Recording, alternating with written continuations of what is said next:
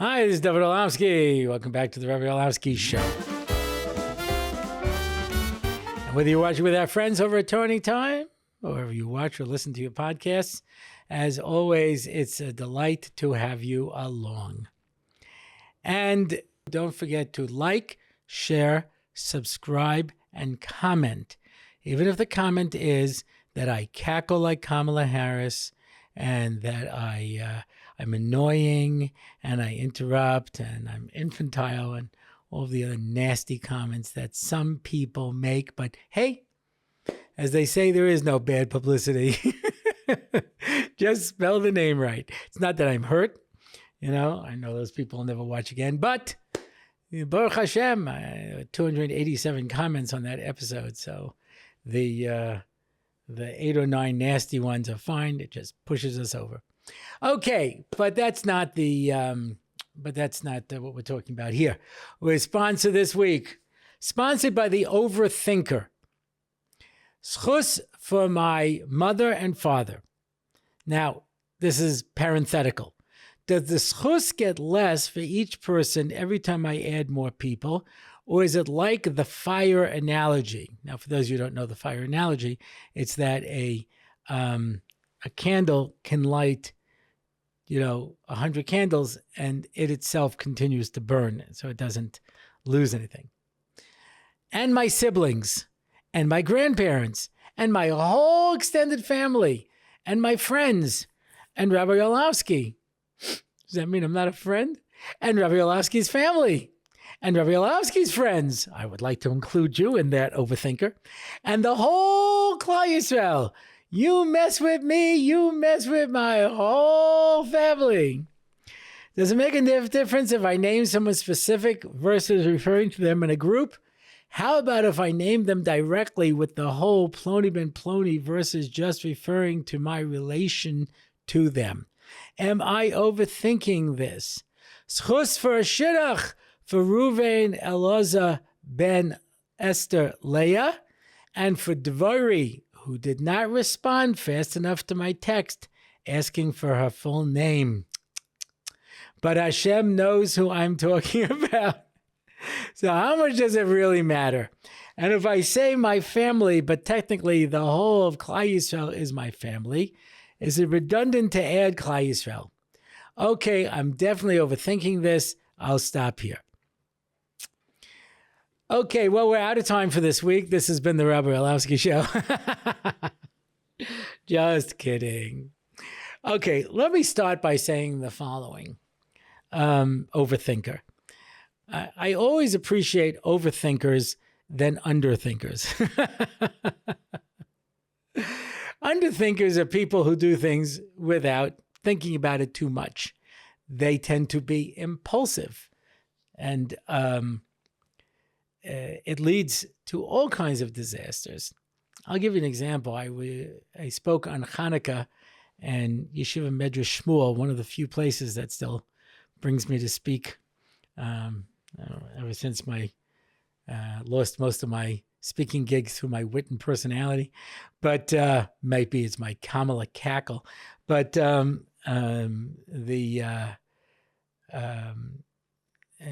so I was talking about living a Mahadran and a Hadran life as opposed to a B'diavad existence.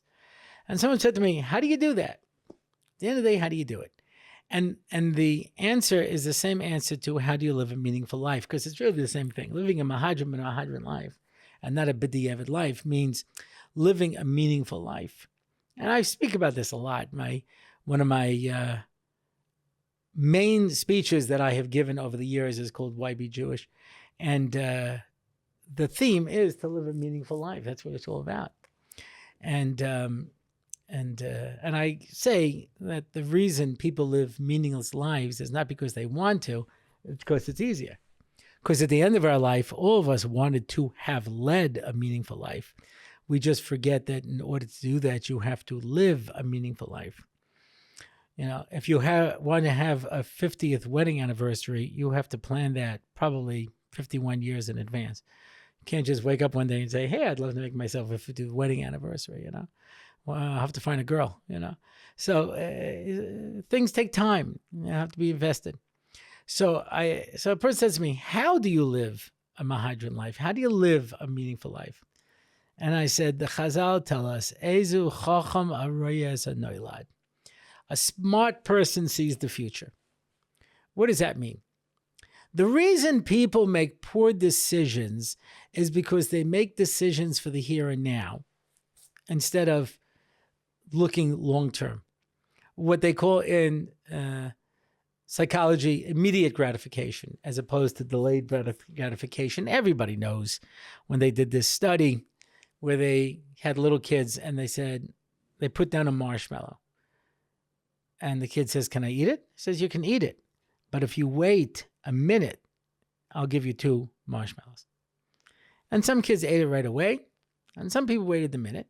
And then they followed these kids through life. And the ones who waited that minute went on to have much more successful lives, happier lives. And the other ones did not. Why? Because they lacked that impulse control. They just do things without thinking. So a smart person sees the future. I've told the story before, I'm sure. But I had a girl, Shana Bet, in seminary. Came from a frum family. She was now 2nd year. And she said, I don't know if I want to be frum anymore. I said, okay, legitimate. Let's follow through. What does next year look like? Next year was pretty easy. So what about the year after that? That was also pretty easy. I said, and what's your life look like when you're 30? It was a little harder. 40? It was much harder. 50?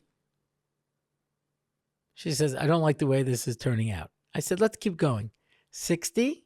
70? 80? She said to me, what's the question I have to be from? But in order not to be from, you have to make the next decision, not look ahead and plan ahead. And if you just make the next decision, should I eat this piece of cake or not? The answer will be, sure, I should eat this piece of cake. It looks good. It smells good. I'm hungry. I enjoy it. What do you want when you got to eat something? And it's got to be sweet and it's got to be a lot and you got to have it now. That was an old Cracker Jacks commercial.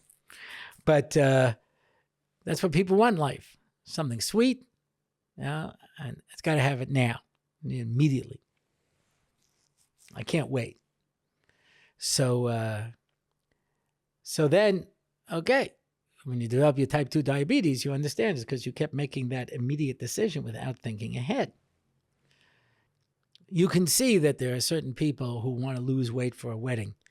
If you wake up the week before, it's going to be a little late. Sometimes these people start months in advance and say, oh boy, I'm going to a wedding. I better start losing weight now so that I look a little better for the wedding. You know, that's the Ezu Chacham Arayis Anolad. You have to think ahead. And so a person has to think, who do I want to be at the end of my life? Underthinkers just do what they want now. And they don't stop to think ahead. So overthinkers are okay. What's the downside of overthinking? Overthinking is where you think to the point where you freeze, and you're not able to make decisions anymore. You just sit there clearing.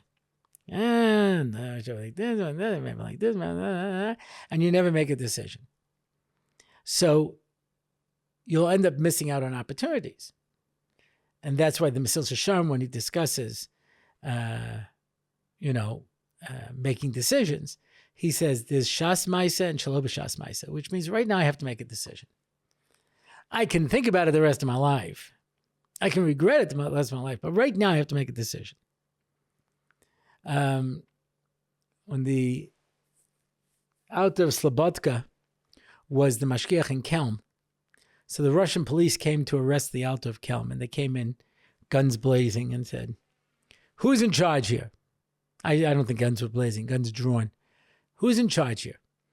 Before anybody could say anything, the Alto of Slobodka jumped up and said, I am. And they arrested him, and they took him to the police station. They were getting ready to send him to Siberia. And it was an outpouring of outrage around the world that he was released. And he said for the rest of his life, I don't know if I did what I did in order to save the life of the Alter of Kelm, or just because I wanted the thrill of saying I'm in charge here. Does that mean what he did was the wrong thing? No, of course not. The only question is he was trying to understand what his motivations were afterwards. But right now I got to act. Now is the time I got to act. I can't just sit there and clear. When my father had his massive heart attack, and he was getting 1% blood flow to the heart, he was going to die. He needed an emergency triple bypass. Now, he had been taken to the nearest hospital, which was Mercy Hospital in Long Island. And my brothers wanted to move him to a specialty hospital, St. Francis, which is the heart hospital. The people at St. Francis says, listen, over there in Rockville Center, they don't have the skill to deal with your father. You have to bring him over here. And Mercy Hospital said, no, you can't move him. He's too weak. If you move him, he'll die. So you don't have a choice. You got to make a decision then. You have to make a decision. You can't just wait on it. If you wait on it and don't do anything, he'll die for sure. So if you just keep thinking about it, you're never going to come to a decision. So obviously we have to do things. So overthinking, it becomes a problem when we become obsessive and we have obsessive thoughts and we're not able to function because we just keep getting stuck on what should I do? What should I do? And you just have to make a decision. I've told this story before as well, but when I was in NCSY, I used to say I had to make a lot of decisions, and it was very hard for me. So I'm decision impaired. It's hard for me to make decisions. So my assistant director, Joe Werfel, Shalom, I would always say to him, you decide. So he says, this way, if it doesn't work out well, you can blame it on me. I said, right. He says, no problem. I'll make the decision. He says, I don't care if you blame it on me. So I said, the reason I had trouble making decisions is because I like to make decisions like this. We have to choose a caterer. There's one caterer who's inexpensive, he has great food, and he's reliable. There's another one who's expensive, his food's not so good, and he's not reliable. Who do I choose? I like those kind of decisions. So I'll say, I'll choose the first one. Good choice. But the decisions I actually had to make was, there's a caterer, his food's not so good, but he's reliable and he's inexpensive. And there's another caterer who has very good food, but he's not so reliable and he's more expensive. Who do I hire? And you get stuck. You have to decide now, which of these am I going to hire? I have to go through a process of making a decision, which of those values are more important to me. And sometimes you have no choice. You have to make those decisions. So the problem is that if you just freeze up and say, well, I'm not going to decide anything. So indecision is also a decision. I've decided to opt out of the process, and there'll be a price to pay for that as well. So it's worthwhile to be able to make a decision. There's another story I tell that I'm sure I've told before, but again, it's one of my favorites. So, and that is this girl who went to Neve Yerushalayim with another girl, and they came back, and she stayed from, and her friend stayed from for a while, and then gave it up. And her friend tried to argue with her and say, don't you know what you're doing is wrong? And she says, yes, I do. I know it's wrong. I have no question about it. He says, but you're doing it anyway? He says, yeah. He says, I'll tell you why. He says, there's a guy who stays in prison so long that he loses his mind. And he just sits on the floor and plays with the rats. And he thinks the rats are his friends. And he's very happy. And the jailer feels so bad for this guy that he finally says, look, there's no point in keeping this guy in prison. He's crazy.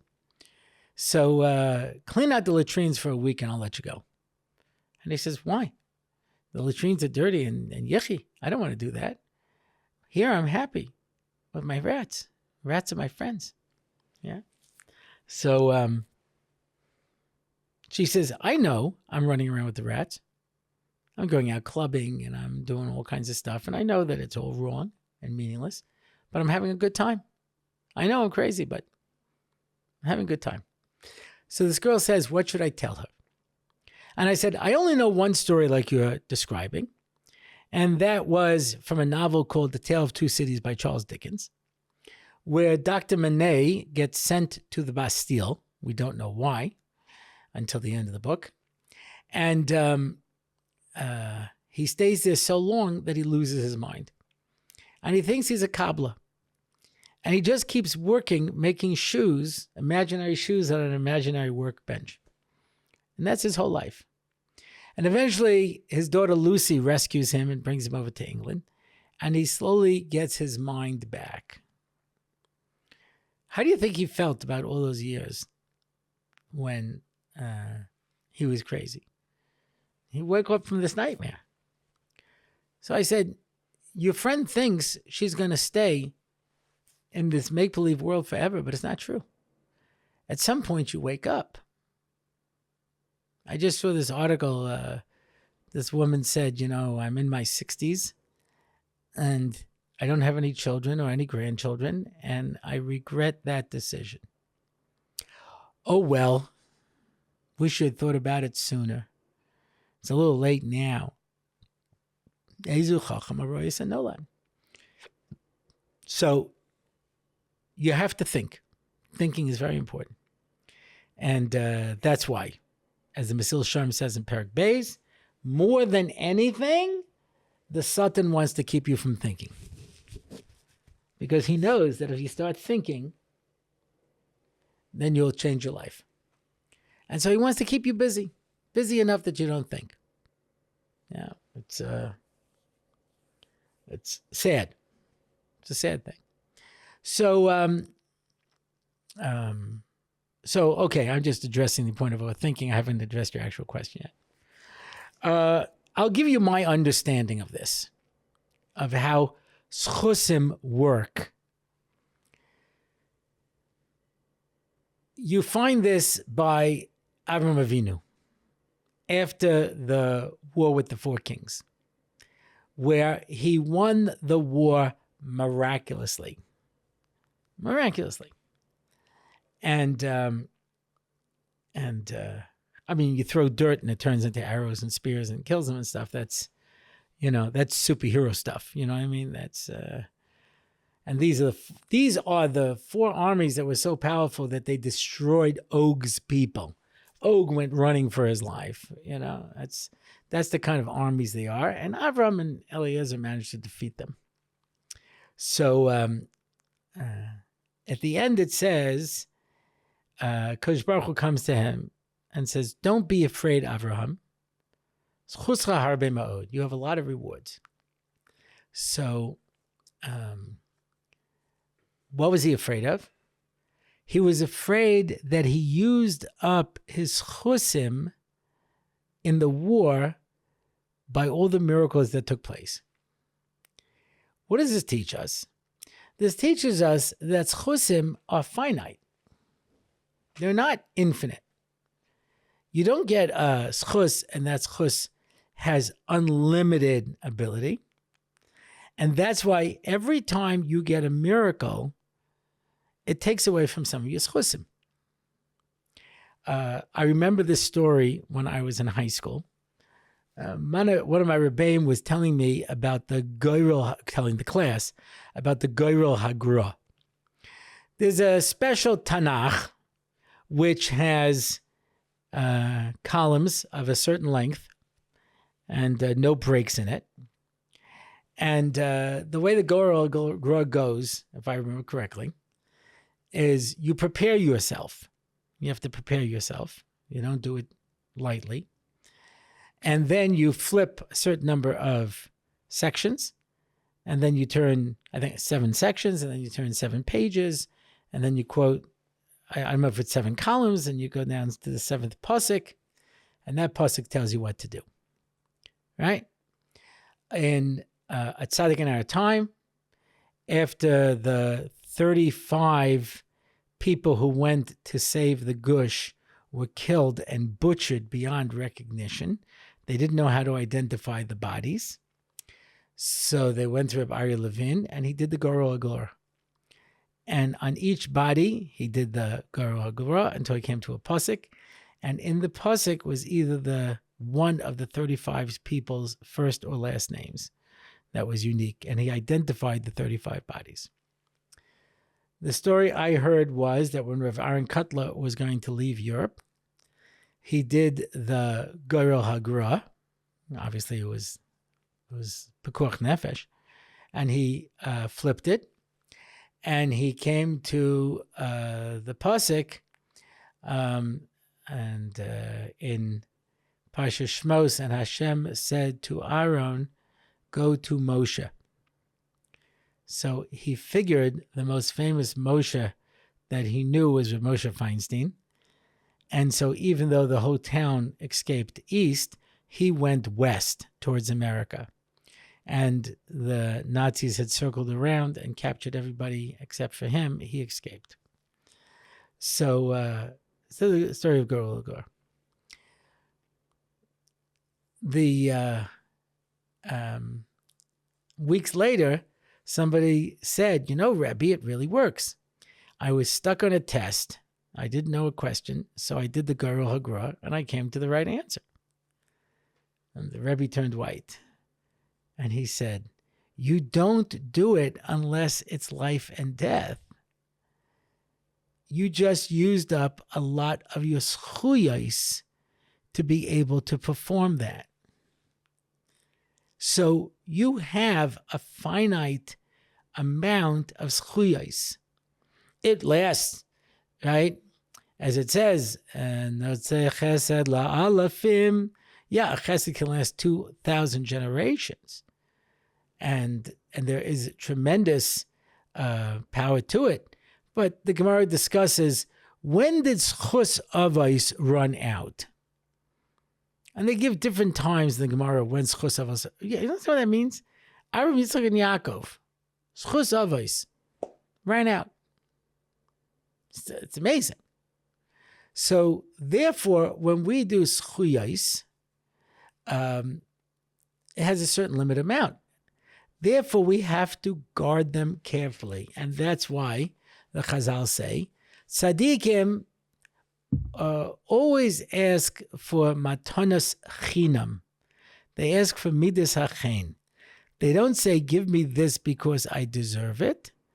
They say, do this, give this to me for free. Why? Because they want to preserve their schuyos. So you have to be very careful when it comes to schuyos. Schuyos are not unlimited.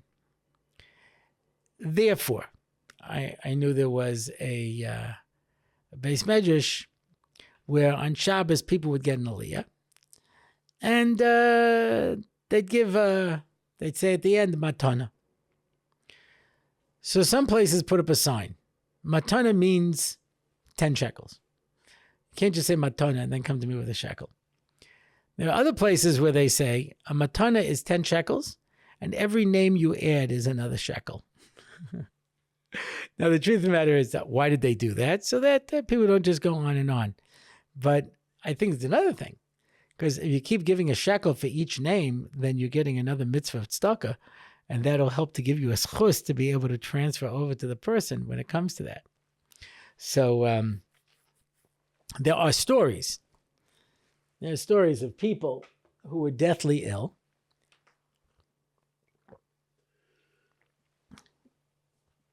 And people got together and donated portions of their life to them. Now, we know there is such a concept because the pasuk says that HaKadosh Baruch Hu, a day is 1,000 years. And so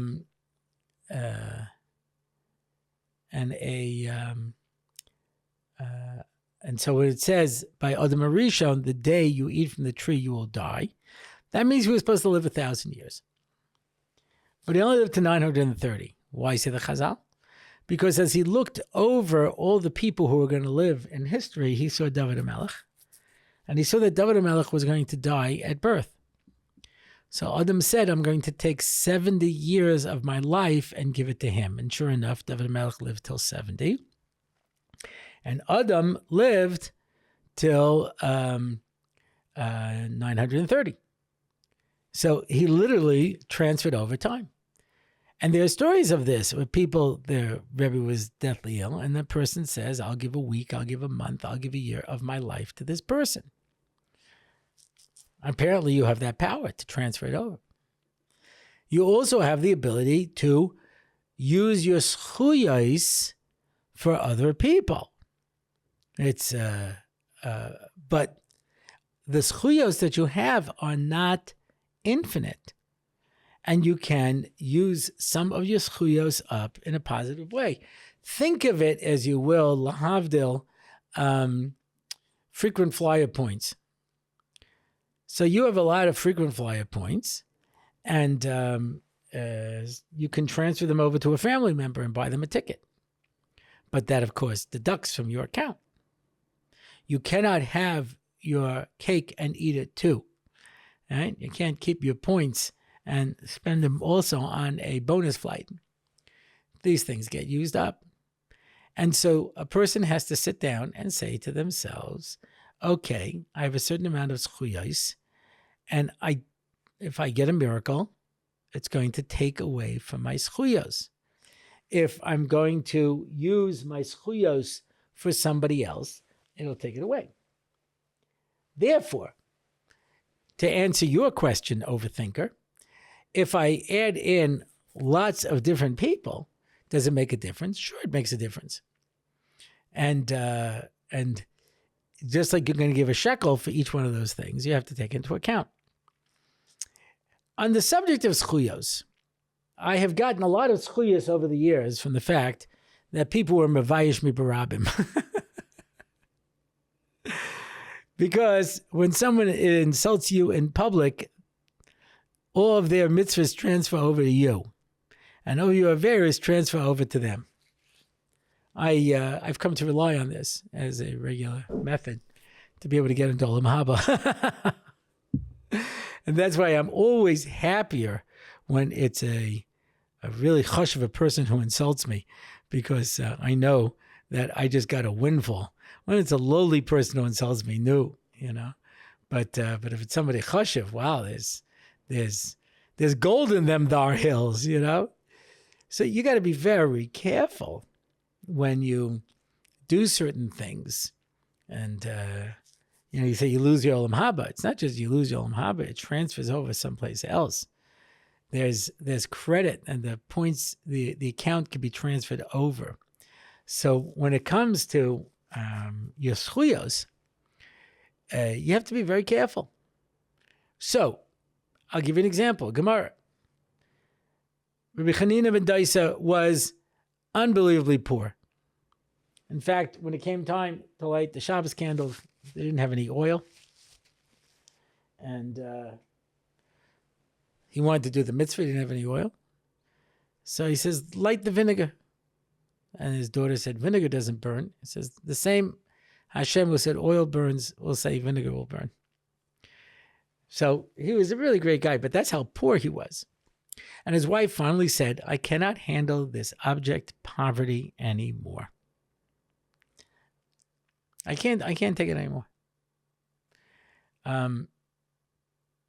This is a problem if you decide to be a tzaddik. You better make sure you got, a wife and kids who are in on the project.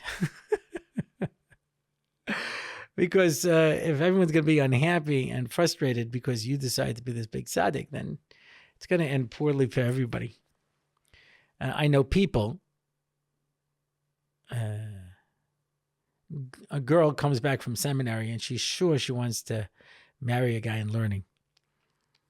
But she's not prepared for that lifestyle. And after a while, she realizes it's just too tough. And she drives her husband crazy until he leaves learning and gets a job and supports her in the style to which she has grown accustomed. Which makes sense. It's not easy being poor. You have to be prepared for it. So Rebbetzin Dosa finally said, "Okay, I had enough of this. You know, you got to get me some money." He says, "No problem," says Chanina ben Dosa, of whom the Gemara says the entire world is sustained in the merit of Chanina ben Dosa, and he gets by with a tiny amount of food from week to week. Yeah. So he davens, and this gold table leg falls from Shemayim. Pure gold. Fortune. Yeah. The wife's thinking, oh, we can sell it already, buy shoes for the kids, and that, all kinds of wonderful things, you know. And that night she has a dream. And all the tzaddikim are in the next world sitting at tables with 3 legs. And the bendoses are sitting at a table with only 2 legs. And she says, okay, I changed my mind. And he davens, and it goes back up to Shemayim. Which means there's going to be a price to pay, right? You want to get it in this world, then it's possible to do it, but it's coming out of someplace. Now, certain people are just going to get bracha. As the Gemara says, it's mazel. Parnosa, bonim, chachma, these are things that you're born with, and that's why 2 people could be equal tzaddikim, and one is rich and has many children, and the other one is poor and has very few children. Nothing you can do about it. One of the awkward moments I found myself in once is I live in Har Nof. You know, my wife was at a shir once with Rebbetzin Hella, you know, and she's talking about this family. It was a family with 9 children, not a particularly large family. That's how it works here in Yerushalayim and Har Nof. We have a lot of large families, Kanai Hara, you know. In fact, my good friend Chanuk Teller, someone just told me the story that he shows up someplace with 9 kids, and the guy says, "What? You left the other half at home?" And he goes, "Yeah. How'd you know?" He has 18 kids. I remember I came to America once when I only had 9 kids, you know, and I'm handing the guy at the customs, you know, all the passports, and he says, "Didn't you ever hear of the TV show 8 is Enough?" No, we were up to 9, you know. So, Kanai Hara, you know, you have a lot of kids, yeah. And I met somebody once, you know, as a neighbor. So I said, "How many kids do you have?" He goes, 2. And I guess he saw the look on my face, and he says, "Yeah, me and my wife aren't very fertile." And I thought, oh boy, you know, stupid, you know. But yeah, there's no guarantee. You know, when you see Yaakov says to Yosef, "Ephraim and Menashe will be to me like Reuven and Shimon, and any other children that you have will be counted towards you." He didn't have any more children. You know, look at the Shvatim, and so Binyamin has 10 kids, and Dan had 1. It's certain people, they're mazel, they're going to have a lot of children. Certain people are rich. Doesn't matter what they do. Doesn't matter how stupid they are. There are some of the smartest people in the world can't make a living. I've mentioned this before. The Ibn Ezra says, you know, if I sewed tachrichin, no one would ever die. If I sewed shrouds. And if I sold candles, the sun would never set. I have no mazel when it comes to money. There's nothing I can do. And there are other people. It doesn't matter how stupid they are. And I told this story, I'm sure, in the past.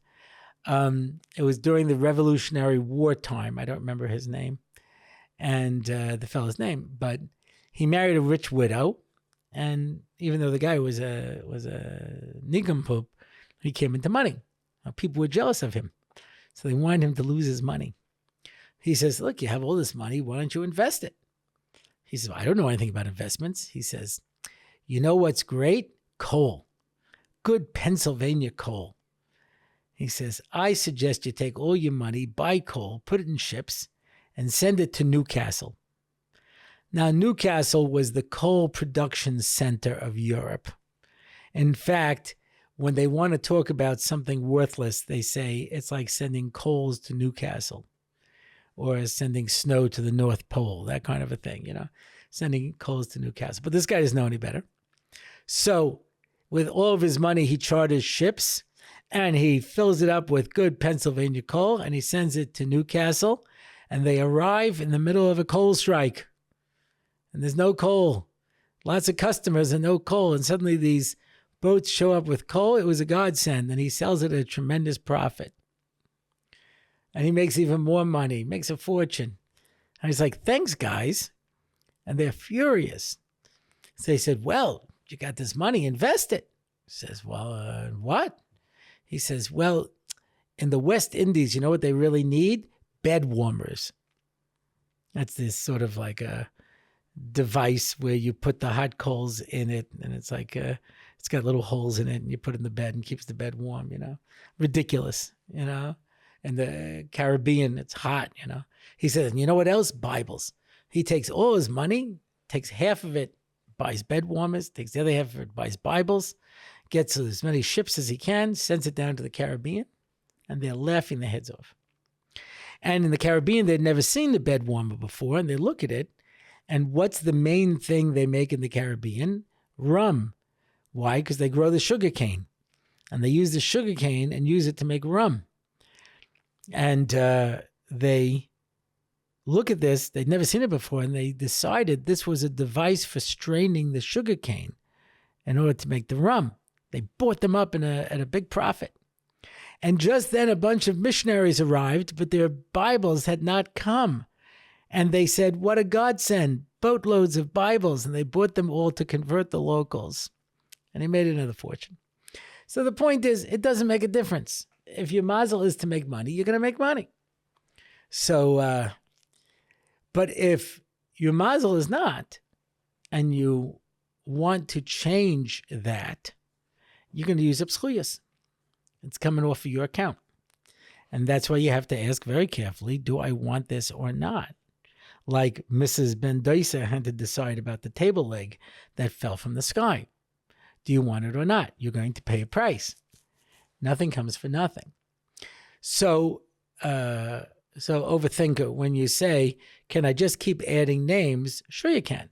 But it's either going to take away more of your zechuyos, or the zechus that you're doing is going to be divided up into many pieces. Does that mean it's the wrong thing to do? Not necessarily. On the Mishnah in Pirkei Avos that says Kol Lefi Rov Maisa, the Bar Tanura comments, if you have a choice of giving $100 to one person or $10 to 10 people, give $10 to 10 people, because you'll get 10 mitzvahs of tzedakah. And but maybe the $100 I gave to this one person will do more good. Right. That's only if you assume there's no God and Kosh Baruch Hu is relying on you to be able to support this person. But if you're looking at it from the point of view of mitzvahs, you get 10 mitzvahs. So that there's, it's going to go in more directions. I remember when Torah Anytime had a fundraiser, and not all the speakers, but the more popular speakers each got their own page. And Torah Anytime gave them a certain amount of money to raise to make it on your page. And, I'm not great at fundraising. I never have been. I know there are people out there with money who would fund what I want to do. I know it. I've met them over the years. They said, let's be in contact and let's talk. I wanted to start a yeshiva. I wanted to start a seminary. There are things that I wanted to do. I wanted to, make adult education. I have different things that I would love to be able to do. I don't have the money, but I don't know how to do it. I don't know how to fundraise. There are certain people who are just masters at it,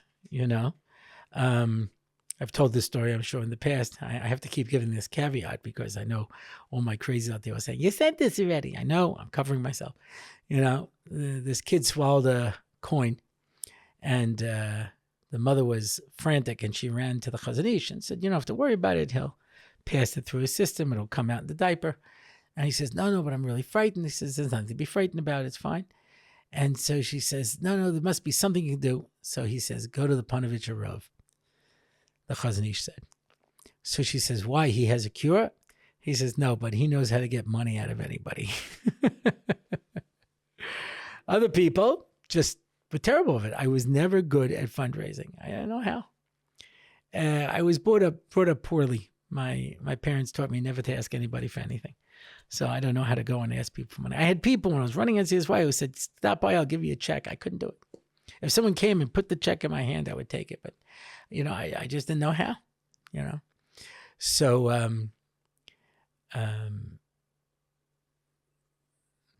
I'll give a shout out to a good friend of the show, Rabbi Victor Fried, who has sponsored quite a number of episodes. And he said to me, if you ever don't have a sponsor, please contact me. I want to see the show go on, which I think is nice. I never did it because I don't know how.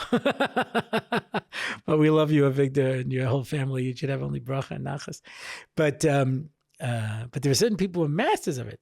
Rabbi Gottesman Shalom from Hank gave me Musar.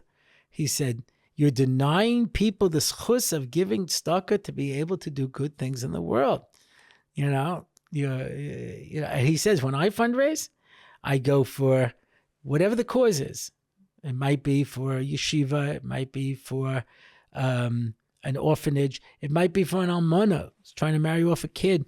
It might be, he used to go to my mother for this guy who needed money, just a loan to be able to rent the materials for his matzah baking factory. So then he would pay her back from the profits. He says, whenever anybody writes me a check, I said, wait, before you sign it, he says, if you never want to see me again, don't sign that check. But if you sign that check, then I know that you're a person who's about tzedakah. And the next time I have an almana or a yasam or a poor family, I'm coming back to you. So be careful when you write that check because you're sending a message that I care about tzedakah. What a master. I didn't have that ability. I admire it. I wish I could, but I don't have that ability to do it. So,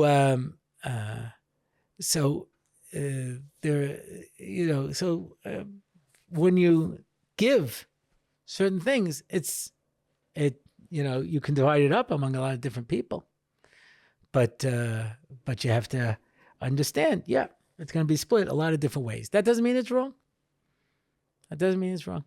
So, it just means, of course, everybody's getting a smaller portion of the pie. And so that's why when it's something very serious, then you might want to use your entire zechus for that. I knew a couple that desperately wanted children. And one Purim, they left Shalach Monas with somebody to be a shliach. They locked themselves up. And they just said Tehillim the whole Purim. And they had a baby. So it's they decided to focus all of their zechuyos and all their powers on this. So I understand that. I see where that can come. And there are some people who are hesitant to give brachas because they feel it takes away from their zechuyos. I'm not one of those people. I have so many zechuyos. I don't even know what to do with them all. I have them stacked in bags in the back room already. It's taking up room. I'm happy to use them to help other people. But if I can give a bracha and change somebody's life and help them, absolutely. But I know people who say don't give brachas because it takes away from your zechuyos. Okay, so that was all by way of introduction to explain the dedication. And so thank you so much for mentioning me and my family and my friends. And we will take you a zechus. And that should, also to include your family and your loved ones and Klal Yisroel, and hopefully that girl will call you back and all those good things. And that brings us to the question and answer part of our program. Question and answer sponsor. Our daughters, Rifki and Alana Barron, who, of course, I remember fondly, were students of Rabbi Orlofsky at Darchei Bina. Yes, indeed. We had a very wonderful Shabbos dinner with the rabbi at his home with Alana years and years ago. Come back. The food couldn't have been that bad. We both enjoy his shiurim very much. Thank you, Gary and Rachel Barron. Thank you. And I hope everything's great with your family and your girls, and they're just stars. Okay, question number one by the good friend of our show, Rabbi Yoel Shmuel, who is in our Tefillah Shir and just recently sponsored an episode. How did Adam sin when there was no evil inclination? Yeah, what a great question. It's not fair to say there was no evil inclination. It just means it was not inside of them. That was the Nachash. And the part of the Yetzer Hara will be played by the Nachash. The Nachash was that force of Ra.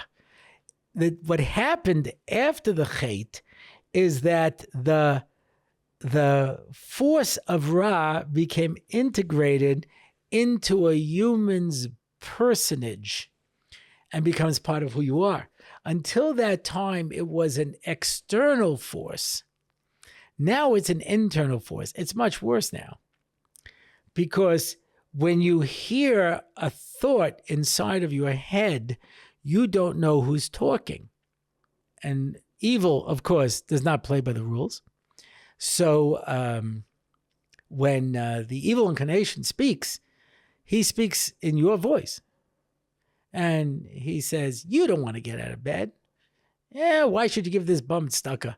Who wants to go and learn? This guy's boring. And you hear that voice inside of you, you think it's you. It's really, it's a horror because now he's been internalized. But in Gan Eden, he was outside. So that means that he had to fool them intellectually, not from taiva. He had to bring an intellectual argument. And there's a lot of explanations in Mefarshim what they are. I believe it's the Ramchal who says, he brought them a great argument. He says, listen, you guys, you only have one mitzvah, right? You know that. And you guys know everything, right? He knew Kol Torah Kula. He saw from one side of the universe to the other, So you know the power of tshuva. You know how powerful tshuva is. So you understand the power of tshuva. You only have one mitzvah. If you break that mitzvah and then do tshuva, you'll be on an even higher level than you are now. And since the only thing they wanted was to grow in their ruchnius, that's why the pasuk puts it in the terms of you can be like God, because that's the goal in this world, is to become like HaKadosh Baruch Hu. That's the goal of everything, is to reach that level of ruchnius where you become more godlike, more like HaKadosh Baruch Hu. They thought, wow, so if I do this Aveira and then I do tshuva, I'll be on a higher level. That was the intellectual argument. And it was brilliant. There's only one flaw in the ointment. And that is, Behi ba'am, behe ba'am. That's this world which is shaped like a hay. Why is this world shaped like a hay? Because when you fall down here, you can get back up from the little opening on the top. To which, of course, they ask, why don't you just go back up the same way? It says, because you can't do tshuva and go back to where you were. You're going to have to work that much harder to get back to where you were to do tshuva. Meaning, people think that when they do an Avera and they'll do tshuva, it's not a big deal. It's not true. And that's why it says a person who says, I'll sin and do tshuva will never do tshuva. Why? Because it's not that easy. Doing tshuva is very hard. You become a different person. And Adam and Chava didn't realize that. Ad kadei kach, that where they did this whole cheshbon just to be able to reach this higher spiritual level, when they hear a Kadosh Baruch Hu coming, they hide. They hide from Hashem. Because they're afraid to face him. Because they realized they had one mitzvah and they blew it. Had they done tshuva? And that's why, what does the Kadosh Baruch Hu do? He doesn't punish them right away. He says, why are you hiding? Did you eat from the tree that I told you not to eat? Okay, psst, here's your line. Yes, and I'm very sorry, and I'll never do it again. I have charata gemura me'ikara. He would have done tshuva, and he would have been successful. Instead, he said what men have said for almost 6,000 years. It's my wife's fault. And she says, the devil made me do it. And he says, okay, gave you guys a chance. Didn't work. Everyone out of the garden. Woo, everyone out of the garden. Sorry. Until you can figure out what you did wrong, there's no point. We can't move on. And so that was the mistake that they made. Okay. Next question. By Anonymous. Can you please give a walkthrough and explanation how to do Cheshbon Hanefesh? Thank you so much for all your great chizuk and shiurim. I think I've done this in the past. I think I did a whole podcast on this once, but okay. You know, like I say, as the Mesilas Yesharim says at the beginning, the benefit you get from the Sefer is from constant chazar. When I used to teach Perek Gimel of Mesilas Yesharim about how to do a Cheshbon Hanefesh, girls would repeat from other teachers, other rabbis that they had in high school or that they had in seminary, who would say to them, we learned you can't do a Cheshbon Hanefesh today because it's too depressing. I said, well, then you have a serious problem, because the Mesilas Yesharim says that the only way to be able to defeat the Yetzer Hara is by doing a Cheshbon Hanefesh, right? Kol mi shesham archosav ba'olam hazeh zoich v'ra liyeshuasa shel HaKadosh Baruch Hu. If you make a Cheshbon Hanefesh, HaKadosh Baruch Hu will come and save you. And if you can't do it, wow, then you're really messed up, aren't you? I said, so that cannot possibly be correct. The reason you can't do a Cheshbon Hanefesh today, according to those people, is because they don't know how to do a Cheshbon Hanefesh. If they knew how to do a Cheshbon Hanefesh, then they'd be right. Let me explain to you the wrong way to do a Cheshbon Hanefesh. At the end of the day, overthinker, you sit down and you say, oh no, I did this wrong, I did this wrong, I did this wrong, I did this wrong, I did this wrong. I'm a terrible person. I might as well just stop being from. Yeah, that's how not to do a Cheshbon Hanefesh. The Mesilas Yesharim tells you how to do a Cheshbon Hanefesh. And he says the following. How do you do a Cheshbon Hanefesh? So he says, first you need definitions. What is right and what is wrong? And that's very important, because a lot of people don't know for sure what's right and what's wrong. They have this vague sense. But after you define what's right and what's wrong, you have to define it for yourself. Meaning, if I'm just becoming from, then you don't expect me to learn 16 hours a day. Masha Einkein, if I'm on a top koilo and being supported to learn, then yeah, maybe that is my cheshbon to do, learn 16 hours a day. You know, if I'm a person, who has tremendous intellect and I have the ability to become a big Talmid Chacham, then I should. If I'm a person of more limited intellect, then maybe I'm setting up unrealistic goals for myself. So I have to know I have to be real. Who am I now? I have to have my definitions. Okay. And that's the hardest thing to do, I think, is to have real good definitions. Because people don't always know what it is they believe. Or as a friend of mine once said, the time to decide whether or not you trust a particular hashgacha is not when you're sitting in the restaurant. Right? You have to decide beforehand, is this a good thing or is this a bad thing? And then he says, you have to now make decisions. And that's broken into two parts, b'shas ma'isa and shelo b'shas ma'isa. So I got to make a decision right away. We mentioned this earlier. Right now, I have to make a decision. Should I do this? Should I not do this? Should I go here? Should I not go here? That's an immediate decision that I have to make. Yeah. And very often we have no choice. Like I mentioned with my father, do we move him or do we keep him over here? Yeah. We have to make a decision. So sometimes you have no choice. You have to make a decision right now. Should I go? Should I not go? Should I do this? Should I not do this? Should I buy this? Should I not buy this? You know? And it's a shas ma'isa. And then afterwards, it's shelo b'shas ma'isa. So b'shas ma'isa means I don't make any decision without first weighing it against my value system. Do not be impulsive. Do not be an underthinker. Make a decision and decide, should I do this or not? And I have to make a decision right now. And then I do shelo b'shas ma'isa, which is what he calls zichron klal ma'asav. Now review all of your actions and see if there are patterns. So if there are patterns, then I need to change those patterns.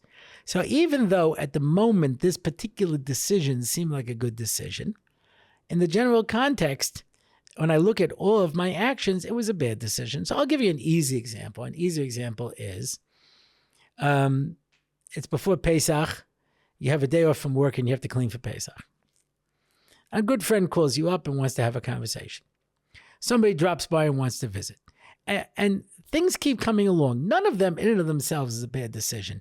But at the end of the day, when you look at the sum total of your day, you didn't accomplish what you set out to accomplish. So the sum total of my decisions were bad decisions. I'm pretty sure I told this story. Rosham Shadron was going to Haifa because they used to have in Haifa one Shabbos to be mechazek the city in Shmir Shabbos, because there was a big problem with Shmir Shabbos in Haifa. It's the only city where public transportation runs in Israel. So they would have one Shabbos, and all kinds of famous Rabbanim would come, and each one would take a different shul, and they would speak there over Shabbos. So he got there. This was back in the day when Yom Ha'atzmaut could come out on Friday. And there was a big parade and on Yom Ha'atzmaut, and there was a lot of preachers and all kinds of other things. And he was very upset. He was very upset. And he gets to the shul, and he makes his whole drasha about how terrible these Yom Ha'atzmaut celebrations are. And the whole tzibur was very angry. And they passed a takana in Haifa that Shalom Shadron can never come and speak in any shul ever again. But you know, the shtickle kanoi, he felt he did the right thing. So he asked the Brisker Rav, did I do the right thing or not? And he says, we make a bracha la'asoik b'divrei Torah. Right? La'asoik, asik is business. Run your Torah like a business. You had a business to sell Shabbos. Did you do it? Did you close the deal? Then you didn't do what you came for. So it doesn't matter what your other intentions are. Zichron Klal Ma'asav means, even though it looked like a good decision at the time, when you look back at the collection of it. Now, I found a good way of explaining this is Stephen Covey in the 7 Habits of Highly Effective People talk about decision making. And he says there are probably 4 types of decisions, things that you can do. Things that you can do during the day. Things that are important and urgent. My car broke down. I had a heart attack. There are things that are important and not urgent. Bringing my car in to be serviced. Going to the gym to work out. There are things that are urgent and not important. The telephone ringing. And there are things that are not important and not urgent. Reading the emails with jokes that people send you. Yeah. He says, most people spend most of their day on urgent. It doesn't matter whether it's important or not. you could have been planning this meeting for 2 months, but the phone rings, you go to answer the phone. Because it's urgent. The phone ringing is demanding my attention, right? He says, but the things that will change your life the most are things that are important and not urgent. So if you go to the gym, then, which is important, and you work out and you take care of yourself, then maybe you won't have the heart attack. If you service your car, then maybe you won't run out of oil on the highway and it break down and your motor freeze. So you have to make time in your day to make sure you take care of important and not urgent.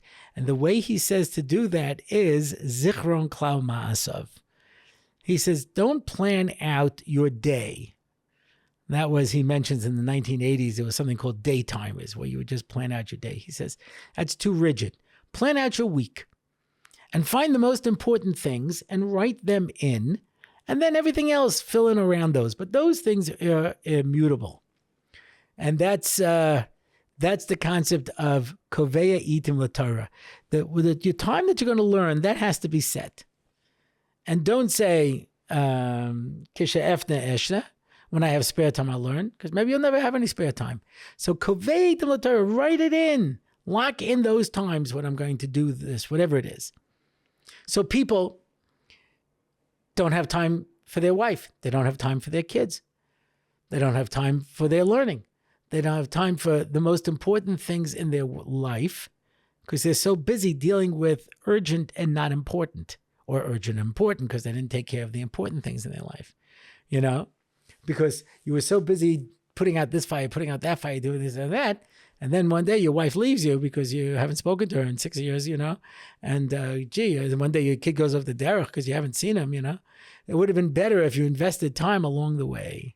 So the way you make a Cheshbon Hanefesh, now let's get practical. I'll give you a practical method. Practical method is the following. Take 3 things, not more than 3 things. You could take 1 thing, but not more than 3 things. And I'm old-fashioned. I used to buy those little Koinar calendars and keep them in my pocket so I could write it down. Today, I'm sure everyone can do it on their phone. And let's take an example. Let's say you have a problem davening. You miss davening. Or if you daven, you don't daven with a minyan. It's a problem. So what do? So every day, write down Shin Mem Ayin. This way, if anyone looks, they don't know what it is. Yeah? Shachris Mincha Arvis. If you daven Shachris, give yourself a check. If you daven Shachris with a minyan, give yourself 2 checks. Same thing with Mincha, same thing with Ma'ariv.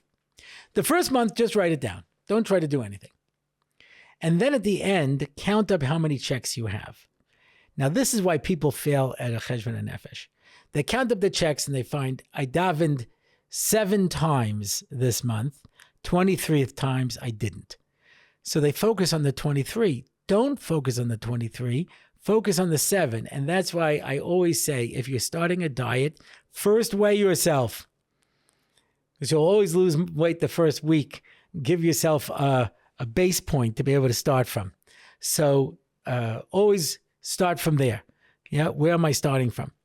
And give yourself that point. So, okay, I have 7 checks. I don't obsess about the 23. Next month, I want to have more than 7. That's it. That's all you have to do. Just that consciousness alone. And you'll see next month it jumped up to 12. Next month it got up to 15. Next month it got up to 16. Next month it got up to 15. Okay, I stalled. So now I have to look at it and say, okay, what's my block? Let me look this over. I see I miss on Tuesday because normally I daven with a minyan, but Tuesday I run out, etc. Okay, so I have to come up with a way to make sure I daven on Tuesday. Yeah, okay, I add that in. I see I miss Ma'ariv on these nights, etc. Okay, so come up with a tendim. Now move me up. Okay, now I'm looking at 1920. All right, now I need other techniques. Maybe I need a reminder. Maybe I need somebody to call me. Maybe I need this. And I keep improving and improving until I get up to about 27, 28. You're doing great. And then just keep doing this month after month, and you'll see that it'll change your life.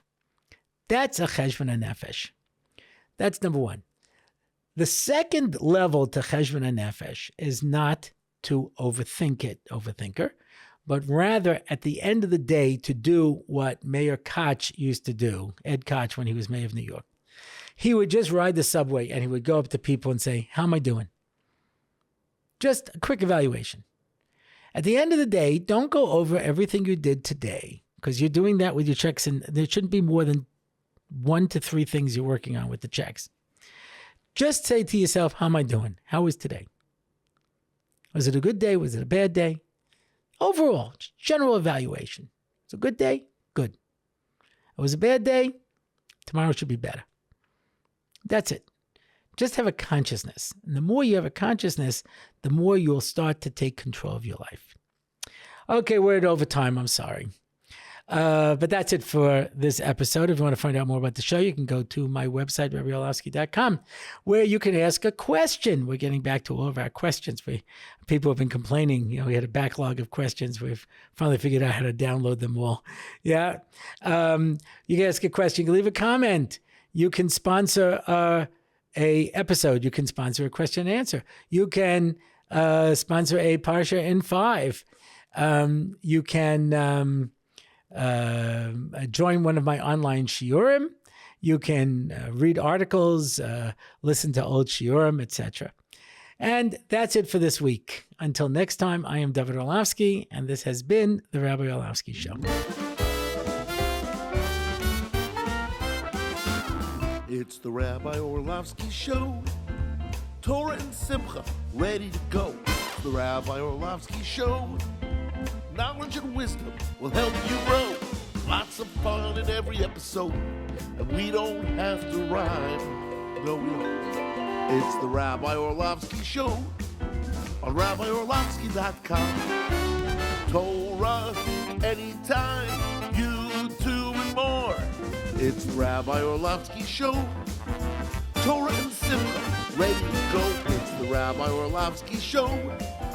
Till next time, till we meet again. It's the Rabbi Orlofsky Show. It's the Rabbi Orlofsky Show. It's the Rabbi Orlofsky Show.